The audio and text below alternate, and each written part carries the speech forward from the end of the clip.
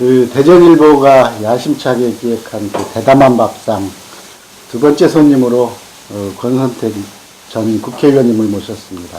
안녕하십니까? 안녕하십니까? 예. 그 차기 대전시장 출마를 준비한다고 여념이 없다고 들었습니다. 최근에는 포럼도 발족하고 예. 여러 차례 대전의 각 구 지역을 돌면서 민생 탐방도 좀 했고요. 예.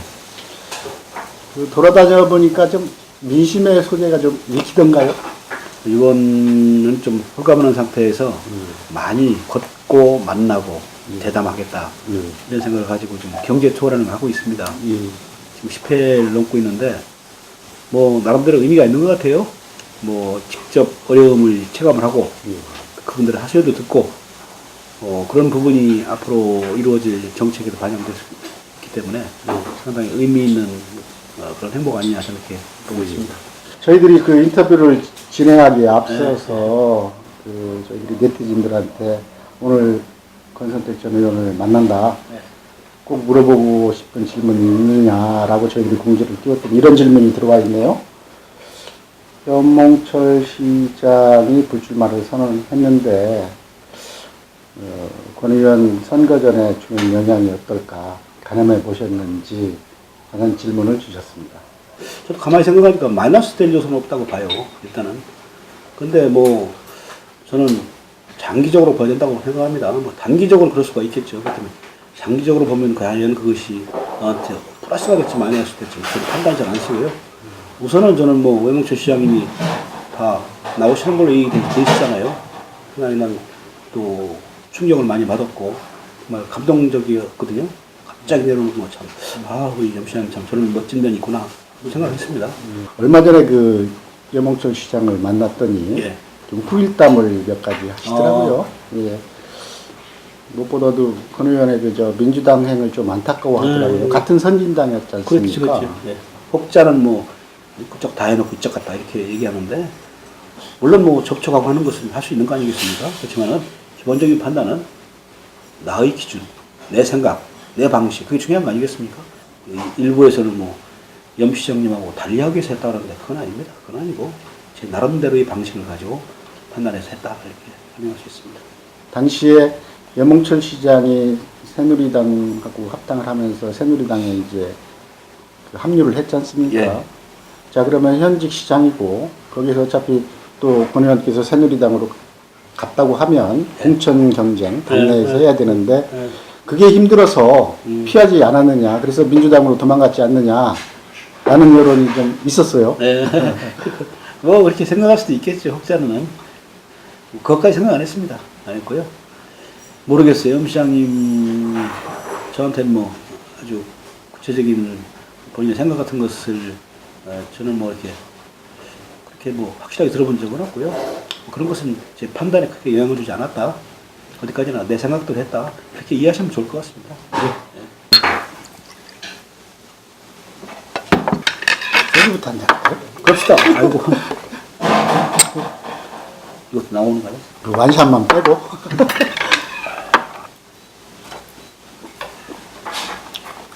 수습 사무관 때 여기 충남도청에서 수습 사무관을 했어요.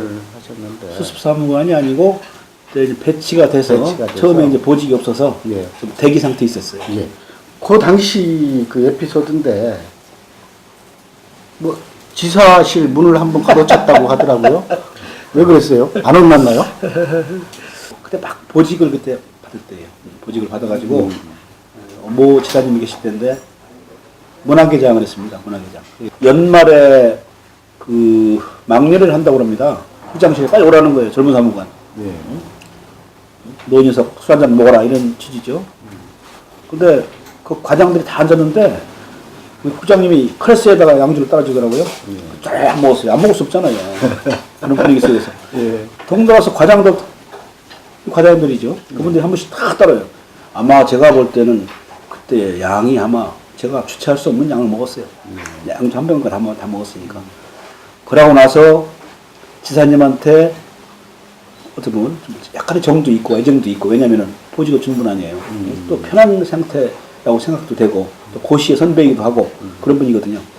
막 친근한 마음에서 아마 지사실을 갔던 것 같아요. 예. 지사님한테 인사도 드리고 한잔 얻어먹으려고. 예. 근데 그 잘못됐는데 그게 문을 차게 됐고 또 그 다음날 가서 사죄도 하고 또 지사는 또 용서하시더라고요. 또 얼마 젊은 놈이 그럴 수도 있는 거지 뭐 이렇게 용서하시더라고요.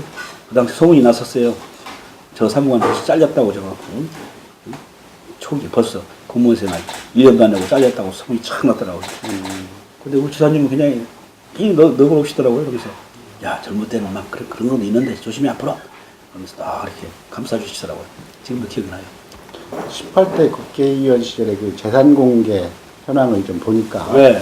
당시에 그 33억 원을 하셨더라고요. 아, 그랬나요? 공개를. 대전 지역 국회의원들 중에 1등을 차지했었어요. 예. 자, 재산 형성 물려받은 것입니까? 아니면 돈을 버는 특별한 비법이 있어서 저는 그런 겁니까? 네, 개인적으로 내가 뭐 재산을 취득한 적은 없습니다.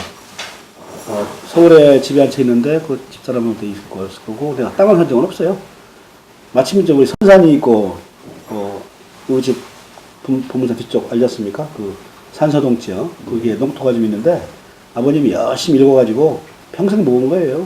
그것 중에 일부가 이제 특례법에 따라서 나한테 온 게 좀 있고 지금 아버님 갖고 계신 게 있고 그거 다 합친 거예요. 내 소유가 아니고.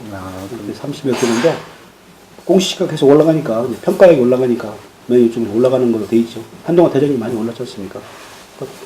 언제 보니까 뭐 2등인 것 같은데 1등 돼 있더라고요. 예. 공시가 많이 올랐는가 보다. 새로 취득한 것이 아니고. 혹시 뭐 투기나 그런 건 안 하신 거죠? 사본 적 없어요. 그동안 대전 민선시장이 여러 명 있었는데 예. 그동안 이제 관료 출신들이 좀 아무래도 오랜 시간 동안 해왔었죠. 그래서 좀 역동성이 떨어진 게 아니냐. 관료 출신보다는 좀 정치인 출신, 또 더 젊은 리더십 이런 게 필요하지 않느냐라는 그런 여론도 있어요. 이제 우리 권전 의원께서는 뭐 아무래도 행정가 이미지가 더 강해요. 국회의원 2번 하셨지만 이런 지적에 대해서는 어떻게 생각하십니까? 저는 시장 자리는 행정 경험 플러스 정치 노하우가 굉장히 중요하다 이렇게 생각하는데요. 저 이미지가 이제 공무원을 오래 했다는 거 아니겠습니까? 그건 많이 이제 공무원만의 마인드는 많이 개선됐다고 생각하고요. 8년 동안의 경험을 통해서 아마 정치에 대한 경험 또 그런 여러 가지 그 정치적인 생각 또 주민의 마음을 읽고 또 경청하는 태도 이런 것도 많이 좀 체득화됐다고 저는 나름대로 생각하고 있습니다. 예. 우리 손 의원께서는 뭐 우리가 예상했던 것보다 좀 여론의 지지율이 썩 높지가 않더라고요. 예. 또 당내에서도 뭐 박병석 부의장보다 좀 뒤지는 걸로 좀 나왔더라고요. 아, 그럼요. 뭐가 문제라고 생각을 박병석 하십니까? 부의장님 국회 부의장이신데요. 당연히죠.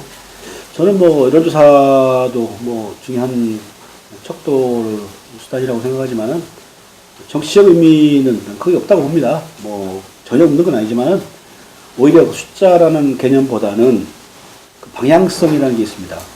이렇게 가냐, 상승하냐, 하락하느냐. 방향성이 더 중요하다고 보고 있고요.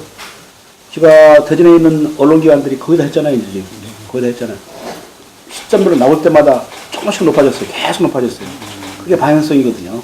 오랫동안 관료 생활을 했는데 기관장 한번 못 해보지 않았느냐. 예. 오히려 안 한 만큼 그에 대한 열정, 집념, 더 열심히 했다는 각오 더 강하다고 생각합니다. 오히려 그것이 플러스적인 요인으로 작용할 수 있다고 생각합니다. 그 대전에 이제 그 현안이 여러 개가 있어요. 권 전 의원께서는 이 도시철도 2호선 어떻게 해야 된다고 생각하십니까?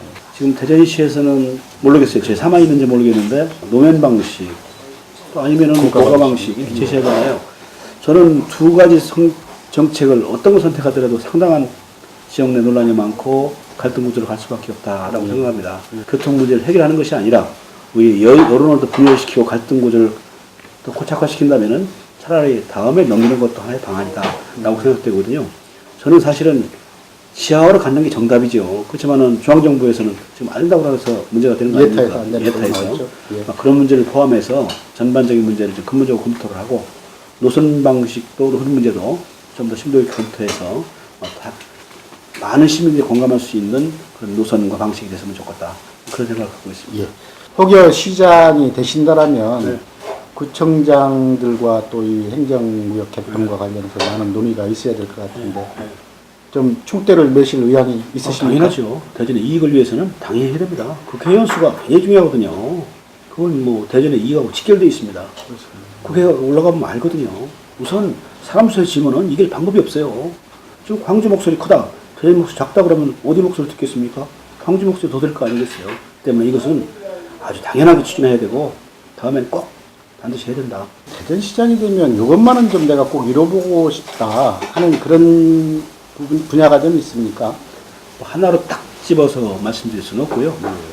저는 생각하는 게 우선 대전이 통합형 모델로 가야 되겠다. 우선 많이 나뉘어져 있어요. 예. 뭐 동서 간의 격차도 많이 있고, 의식 구조도 차이가 많이 있고, 또 소외된 계층도 많이 있고, 또 이렇게 대화가 잘 안 된다고 합니다. 이렇게 갈등도 많이 있고, 이런 것을 다 종합해서 아우를 수 있는 통합형 시장을 생각하고 있습니다. 그래서 대전이 하나로 힘을 모을 수 있는 뭐 그런 대전이 좋겠다 이렇게 보고 있고요. 또 한 가지는 대전이 어떤 성장 모멘텀, 새로운 성장 동력을 만들어야 되거든요. 네. 지금이 바로 그 시점이라고 생각합니다. 자, 이제 뭐 인터뷰를 거의 마칠 시간이 됐습니다. 그 대전 시민들한테 권선택은 어떤 사람이다. 또 시민들을 위해서 어떻게 앞으로 하겠다. 이런 각오도 좀 한 말씀 전해 주십시오. 저는 그동안 쌓아온 행정 경험, 또 정치 경험 잘 살려서 대전을 정말 같이 어우러질 수 있는 그런 공동체를 만들고 싶습니다. 아까도 말씀드린 것처럼 통합의 대전시, 같이 가는 대전시, 그런 속에서 일자리도 많이 만들어서 같이 어울릴 수 있는 성장 동력을 창출하는, 또 경제가 살아나야 되기 때문에 그런 도시를 만들고자 하는 것이 저희 소망이라고 생각합니다. 장시간 감사합니다.